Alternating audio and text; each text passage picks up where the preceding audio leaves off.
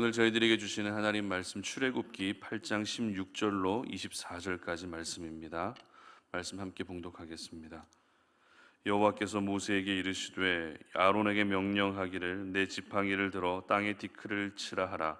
그것이 애굽 온 땅에서 이가 되리라. 그들이 그대로 행할세. 아론이 지팡이를 잡고 손을 들어 땅에 티끌을 치매 애굽 온 땅의 티끌이 다 이가 되어 사람과 가축에게 오르니 요술사들도 자기 요술로 그같이 행하여 이를 생기게 하려 하였으나 못하였고 이가 사람과 가축에게 생긴지라. 요술사가 바로에게 말하되 이는 하나님의 권능이니이다 하였으나 바로의 마음이 완악하게 되어 그들의 말을 듣지 아니하였으니 여호와의 말씀과 같더라. 여호와께서 모세에게 이르시되 아침에 일찍이 일어나 바로 앞에 서라. 그가 물 있는 곳으로 나아오리니 그에게 이르기를 여호와께서 이와 같이 말씀하시기를 내 백성을 보내라. 그러면 그들이 나를 섬길 것이니라. 네가 만일 내 백성을 보내지 아니하면 내가 너와 내 신하와 내 백성과 내 집들의 파리떼를 보내리니 애굽 사람의 집집에 파리떼가 가득할 것이며 그들이 사는 땅에도 그러하리라. 그날에 나는 내 백성이 거주하는 고센 땅을 구별하여 그곳에는 파리가 없게 하리니 이로 말미암아 이 땅에서 내가 여호와인 줄을 네가 알게 될 것이라. 내가 내 백성과 내 백성 사이를 구별하리니 내일 이 표징이 있으리라 하셨다 하라 하시고 여호와께서 그와 같이 하시니 무수한 파리가 바로의 궁과 그의 신하의 집과 애굽 온 땅에 이르니 파리로 말미암아 그 땅이 황폐하였더라. 아멘. 하나님만의 영역이 있다라는 제목으로 오늘 말씀 전합니다. 오늘은 애굽 땅에 내려진 셋째 재앙과 넷째 재앙에 대해서 함께 살펴보겠는데요. 셋째 재앙은 땅에 티끌이 먼지가 있었던 그 땅의 여러 티끌들이 이가 되는 재앙이고, 그리고 넷째 재앙은 애굽 온 땅에 파리가 가득하게 되는 그런 재앙입니다. 어제 살펴봤던 개구리 재앙도 여러분 참 불쾌하지 않습니까? 위생상 좋지 않은 재앙인데 오늘 이어지는 셋째 재앙과 그리고 넷째 재앙 역시 위생적인 측면에서 보게 되면 여전히 불쾌한 그런 재앙이라 할 수 있습니다. 셋째 재앙부터 한번 보도록 하겠습니다. 16절입니다. 여호와께서 모세에게 이르시되 아론에게 명령하기를 내 지팡이를 들고 땅에 티끌을 치라 하라. 그것이 애굽 온 땅에서 이가 되리라. 아멘. 본문에 기록된 이라는 것이 구체적으로 무엇을 의미하는지 학자들마다 의견이 조금 나누어지는데요. 말 그대로 이로 보는 학자도 있는 반면에 또 어떤 학자들은 진드기로 보는 학자도 있습니다. 또 어떤 학자는 모기과에 속하는 각다귀로 보는 그런 학자도 있습니다. 그런데 이 세 가지 종류는 모두 다 공통점이 있습니다. 그것은 바로 사람이나 동물에 기생하면서 피를 빨아먹는다는 그런 공통점입니다. 여러분, 모기에 많이 물려보셔서 아실 것입니다. 모기에 물리면 어떻게 되죠? 일단 부어오릅니다. 그리고 굉장히 간지럽습니다.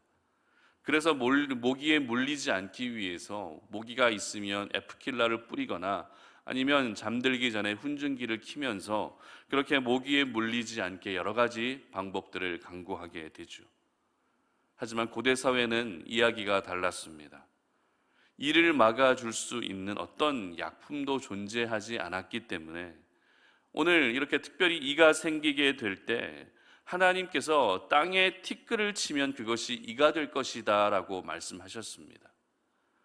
어떤 그 일을 막을 수 있는 의약품이 존재하지도 않는 상황 가운데에서 땅에 티끌이 이가 되어버리는 그 상황, 상상해 보십시오. 막을 수도 없습니다. 죽일 수도 없습니다. 죽어도 끝도 없습니다. 애굽 온 땅이 이와 같은 이로 가득하게 된 것이었던 것이죠. 굉장히 애굽 사람들의 입장에서는 불편함을 느낄 수밖에 없었고 괴로움을 느낄 수밖에 없는 그러한 상황이었던 것입니다. 그리고 이어지는 네 번째 재앙은 어떤 재앙입니까? 파리떼가 넘쳐나는 재앙입니다. 얼마 전에 본당에 파리떼 한 마리가 침입한 적이 있었는데요. 여러분, 파리가 어디 한 곳에 가만히 앉아 있습니까? 절대 그렇지 않죠. 여기저기 계속 날아다닙니다. 그러면 예배를 드리는 성도님들 입장에서는 그 파리 한 마리 때문에 예배에 집중하기가 어려움을 느끼게 되는 것이죠. 그런데 파리 한 마리 때문에도 이렇게 저희들은 어려움을 느끼고 불편함을 느끼는데, 그 파리떼가 애굽의 어디에 지금 넘쳐나고 있습니까? 애굽 온 땅에 넘쳐나고 있다는 것입니다. 궁전에도 가득합니다. 신하들이 사는 집에도 가득합니다. 애굽 온 땅에 이와 같은 파리떼가 넘쳐나고 있었던 것입니다. 오늘 성경은 이 네 번째 재앙인 파리떼로 인한 애굽 땅의 피해에 대해서 오늘 본문 24절에서 이렇게 기록하는데요. 한번 보겠습니다. 여호와께서 그와 같이 하시니 무수한 파리가 바로의 궁과 그의 신하의 집과 애굽 온 땅에 이르니 파리로 말미암아 그 땅이 황폐하였더라. 아멘. 황폐하였더라라는 이 말씀을 히브리 원어로 보게 되면 부패하다 그리고 멸망한다라는 그런 의미를 가지고 있습니다. 그렇기 때문에 파리떼로 인해서 애굽 땅이 지금 어떤 땅이 되었다는 것입니까?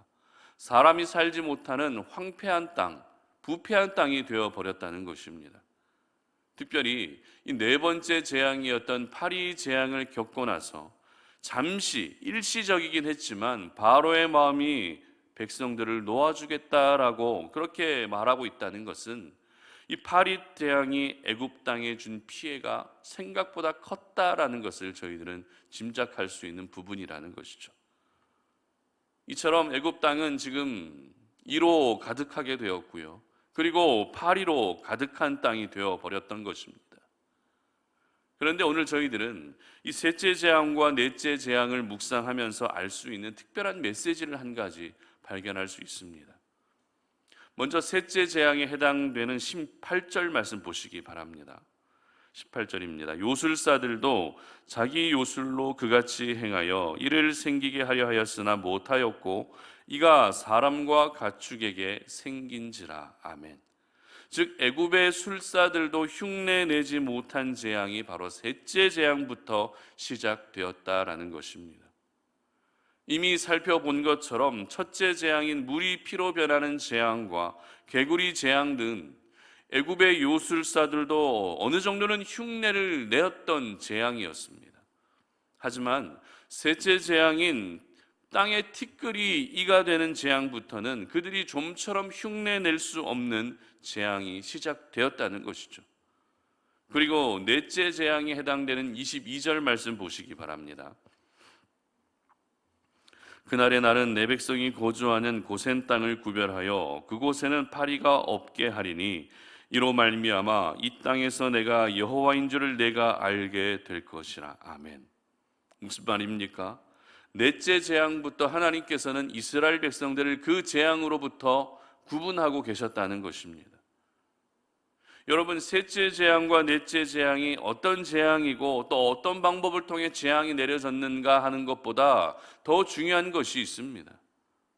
이 셋째 재앙과 넷째 재앙을 통해서 하나님께서 저희들에게 주고자 하는 메시지가 더 분명하게 있다는 것을 저희들은 알 필요가 있다는 것입니다. 그것이 무엇인가 하면 하나님만의 영역이 존재한다는 것입니다. 사람이 흉내낼 수도 없는 하나님만의 영역이 있다는 것입니다. 하나님이 선택하신 백성들에게는 그 어떤 피해도 가지 않게 하는 하나님만이 하실 수 있는 특별한 영역이 존재하고 있다는 것입니다. 여러분, 저희들이 이 땅을 살아갈 때 우리가 하나님의 영역을 잘 알고 하나님의 영역을 인정하는 것은 굉장히 중요합니다. 왜냐하면 이것은 인생의 주도권에 관한 부분이기 때문에 그렇습니다. 예를 들어 볼까요? 기도에 대해서 한번 생각해 보게 되면 우리 이 기도하면서 하나님의 영역이 무엇입니까? 바로 기도의 응답이 하나님의 영역이라는 것입니다. 그리고 하나님의 영역이 있다는 것은 저희들의 영역도 또 따로 있다는 것을 의미하겠죠. 그렇다면 기도의 응답이 기도에 있어서 하나님의 영역이라면 기도하는 데 있어서 우리의 영역, 저희들의 영역은 무엇입니까? 그것은 바로 우리가 직접 무릎 꿇어야 한다는 것입니다. 우리가 직접 기도하는 것, 그것이 바로 저희들의 영역이고 우리가 기도하면 그 기도를 응답해 주시는 것은 하나님의 영역이라는 것입니다. 예배는 어떻습니까? 예배에 대한 하나님의 영역이 무엇입니까? 예배를 받으시는 것입니다. 그리고 예배를 받으신 하나님께서 은혜를 저희들에게 허락해 주시는 것이 바로 하나님의 영역이죠. 그렇다면 예배에 대한 저희들의 영역은 또 무엇입니까? 그것은 바로 우리가 하나님을 직접 예배하는 것, 그것이 바로 저희들의 예배에 대한 저희들의 영역이라는 것입니다. 이처럼 하나님의 영역과 우리의 영역은 분명히 구분되어 있습니다. 그렇기 때문에 오늘을 살아가면서 이 영역 구분만 해도 하나님의 자녀로서 이 땅을 살아갈 때 참 하나님이 기뻐하시는 모습으로 살 수 있게 되는 것입니다. 그런데 문제가 무엇입니까? 영역 구분을 잘 하지 못한다는 것이 문제죠. 마치 애굽의 요술사들처럼 하나님만이 하실 수 있는 그 일을 내가 흉내내려 할 때가 있다는 것입니다. 그래서 내가 마치 인생의 모든 주도권을 가진 사람처럼 내가 하나님인 것처럼 그렇게 착각하며 살 때가 있다는 것입니다. 우리의 인생이 하나님의 손에 의해서 만들어져야 하지만 내 인생을 내 손으로 이루려 하고 내 힘으로 무언가 성취하려 할 때가 저희들의 모습 가운데 계속해서 나타나고 있다는 것입니다. 그리고 하나님만이 재앙으로부터 이스라엘 백성들을 구별해 주실 수 있음에도 불구하고 내 경험을 바탕으로 그리고 내 지식을 바탕으로 적당히 타협하면서 믿음의 경계선을 무너뜨리기 시작하는 저희들의 모습, 내가 만든 경계선을 가지고서 내가 정한 구별 방식을 가지고서 그렇게 신앙생활을 하며 살아가는 저희들의 모습이 있다는 것입니다. 이처럼 저희들은 삶의 주도권을 하나님께 내어드리지 못하고 내가 주도권을 꾹 움켜쥔 채 그렇게 살아가는 순간이 적지 않았던 것 같습니다. 그러므로 오늘 저희들은 이 아침에 저희들에게 주시는 하나님의 말씀을 묵상하면서 하나님만의 영역이 분명히 있다는 사실을 먼저 기억할 수 있었으면 좋겠습니다. 여러분, 하나님의 영역이 있다는 것이 무엇입니까? 하나님만이 하실 수 있다는 것입니다. 하나님의 영역이 있다는 것은 하나님만이 하셔야 된다는 것을 의미합니다. 그러므로 더 이상 우리가 하나님의 영역을 넘보거나 하나님의 영역을 침범하는 일이 없어야 되는 것이죠. 그저 오늘도 나에게 주어진 영역에서 최선을 다하고 나의 영역을 잘 지키는 것으로만 해도 그것으로 충분하다는 것입니다. 오늘 말씀을 통해서 지금 내가 하나님의 영역을 침범하고 있는 부분이 있다면, 나의 영역과 하나님의 영역을 잘 구분하지 못하고 있는 부분이 있다면 우리가 다시 그 영역을 분명하게 할 수 있었으면 좋겠습니다. 하나님의 영역은 무엇이고 또 나의 영역은 무엇인지 그 구분을 우리가 분명히 할 수 있었으면 좋겠습니다. 내가 삶의 주도권을 가지고 살아가던 그 부분들이 다시 우리 하나님께 모든 인생의 주도권을 내어드리며 그렇게 오늘 하루를 시작할 수 있었으면 좋겠습니다. 하나님의 영역은 결코 저희들의 영역이 될 수 없습니다. 하나님의 영역은 하나님의 영역일 뿐입니다. 바라기는 우리 송탄오륜의 모든 가족들은 내 인생 가운데에도 하나님만의 영역이 있음을 인정하시고 또 받아들이셔서 내 삶의 주도권을 온전히 하나님께 내어드리시고 그저 나의 영역 안에서 거룩한 몸부림을 치며 그렇게 살아갈 수 있기를 주님의 이름으로 축복합니다. 함께 기도하겠습니다. 살아계신 아버지 하나님, 감사합니다. 오늘 이 아침에 우리가 주의 말씀을 묵상하면서 이 하루를 정말 하나님의 영역이 있다는 사실을 기억하며 시작합니다. 하나님만의 영역이 있음에도 불구하고 내가 그 영역을 침범하려 했고 내가 삶의 주도권을 가진 것을 기억하면서 그렇게 내 마음대로 인생을 살려 했던 우리의 모습들 이 시간에 다 내려놓습니다. 하나님만의 영역이 있기 때문에 하나님, 이제는 그 영역을 침범하는 일들이 생기지 아니하게 하시고 이제는 나의 영역 안에서 내가 해야 될 역할들만 충실하게 감당할 수 있는 하나님의 사람들이 되게 하여 주시옵소서. 나의 영역에서 최선을 다한다면 하나님은 하나님의 영역에서 우리 안에 가장 귀한 은혜를 베풀어 주실 줄 믿습니다. 오늘 하루 그 영역 구분을 잘하며 그렇게 오늘 하루를 살아갈 수 있는 우리 모든 송탄오륜의 가족들이 되게 하여 주시옵소서. 감사드리며 예수님의 이름으로 기도드립니다. 아멘.